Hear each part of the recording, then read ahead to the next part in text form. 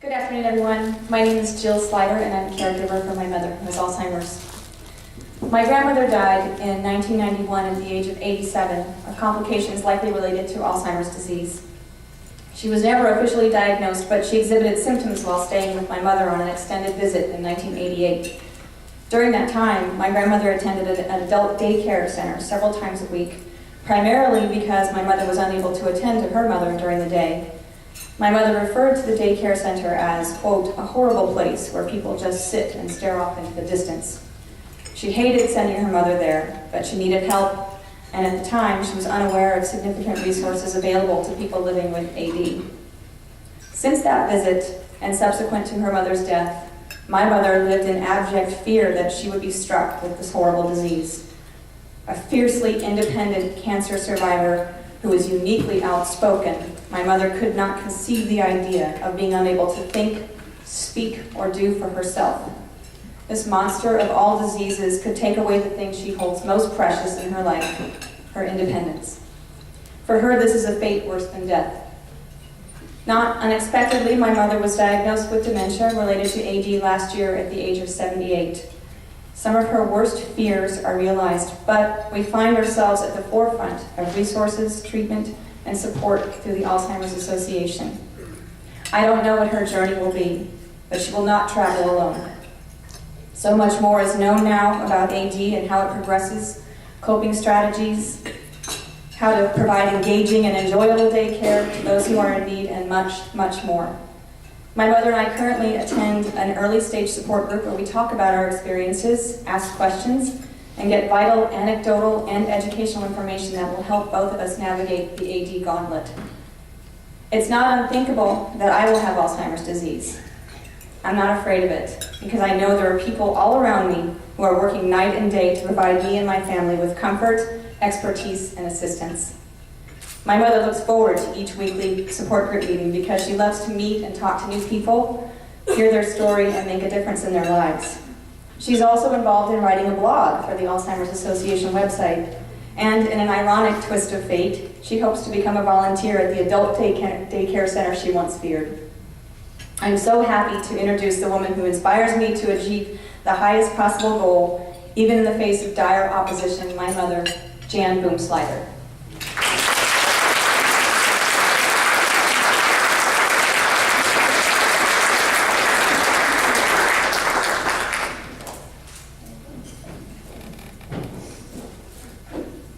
Well, I have to read my speech, and I don't know if I can with my eyes. She made me cry. Good afternoon. It's good to see you here. I was officially diagnosed with Alzheimer's about a year ago. I don't recall the specifics of how we decided to do the examination. We had suspicions. Actually, I was certain that it was inevitable, fueled by my mother's experience. She lived in northern Wisconsin her whole life, so after college I didn't see her often. As far as I know, she never was diagnosed, but some of her behavior looked like dementia, confirmed by clear acceleration of the condition. I can tell you that the last time I saw her, she was sitting at her kitchen table, staring at the clock, or maybe just the wall. She didn't know I was there. She didn't react to anything during the time I was with her. The thought of having Alzheimer's horrifies me. The losses are too much to grasp, and there's nothing I can do about it. I have learned some clinical information and some wisdom from friends, including one who showed me what it is means. At this moment, that doesn't sound at all intellectual or clinical or even useful, but acceptance goes a long way towards keeping me sane. About 2 years ago, it was my daughter and her partner who aptly suggested I be tested. I agreed, they arranged it, and we went there together. The session began with a neuropsychologist collecting background information from each of us, followed by clinical testing that lasted about 2 hours. His diagnosis confirmed ours. We officially began the ride. Soon after I received my diagnosis, I began a log of my experiences with Alzheimer's disease. I don't know how I decided to do that, as I've not kept a diary or log before. Maybe because Alzheimer's is so different from everything else. I am wealthy. I have friends, good friends, who help keep me sane, the day-to-day definition of sane. They check in with me, offer help, keep me aware of the regular world while damping down for a while my awareness of ever-present Alzheimer's. I'm aware of deficits now. At this point, they don't change my body or life in a significant way. A few weeks ago I wrote, although it does seem they are coming to my attention more often, now I know they are coming much more often. I am losing abilities to do some things. Ideal. It's an interesting life. In October last year, I began attending group sessions provided by the Alzheimer's Association. We meet weekly, led by Alex Morris, gerontologist and family care specialist for the Alzheimer's Association. My daughter also attends a session for caregivers at the same time. Each session is 90 minutes on a weekday afternoon. We have attended every session since we began last fall. In our group, we take turns telling what's going on for us right now and any issues, questions, or information we might have to share with the group. For example, a member of the group brought in a book he recently acquired that contains memory exercises. Another member talked about her housing problem. Yet another brought photos and told us about who he had visited as well as the places he explored during his recent visit to Boston. I don't know where I found out about the Alzheimer's groups for us. My daughter must have done the research, finding what is available to us, where to find sources for information and more. The group is wonderful. I spend time with interesting people and learn from them.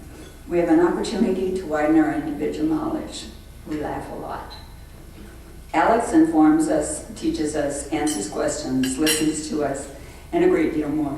I am very fortunate to know her and be in her group. I'll read you some entries from my daily log. January 24.